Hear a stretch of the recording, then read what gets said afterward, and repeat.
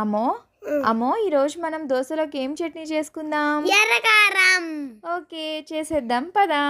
దీనికి కావలసిన పదార్థాలు ఉల్లిపాయలు, ఎండుమిర్చి, వెల్లుల్లి, జీలకర్ర, ధనియాలు. ముందుగా ఆనియన్స్ని కట్ చేసి పక్కన పెట్టుకుందాం. స్టవ్ మీద ఒక గిన్నెలో నీళ్లు వేడి చేసుకొని దానిలో ఎండుమిర్చి వేసి 5 minutes నానబెట్టుకుందాం.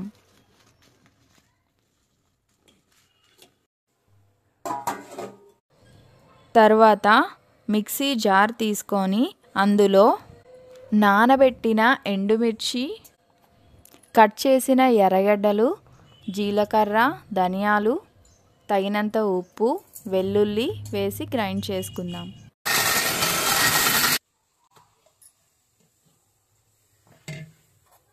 కొంచెం వాటర్ వేసుకొని మెత్తగా గ్రైండ్ చేసుకుందాం.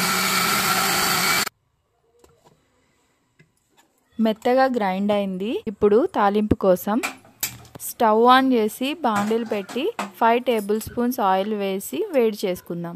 ఆయిల్ వేడయ్యాక ఆవాలు, జీలకర్ర, మినప్పప్పు, వెల్లుల్లి, ఒక 2 ఎండుమిర్చి, కరివేపాకు వేసుకొని ఫ్రై చేద్దాం. ఇప్పుడు గ్రైండ్ చేసిన ఎర్రకారాన్ని వేసి 3 minutes వేగించుకుందాం.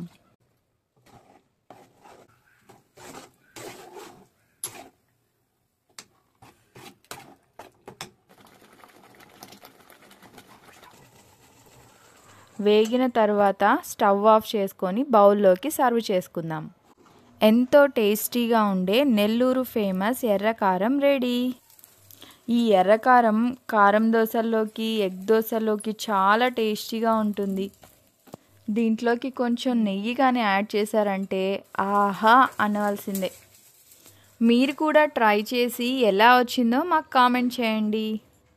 సబ్స్క్రైబ్ చేయండి ప్లీజ్.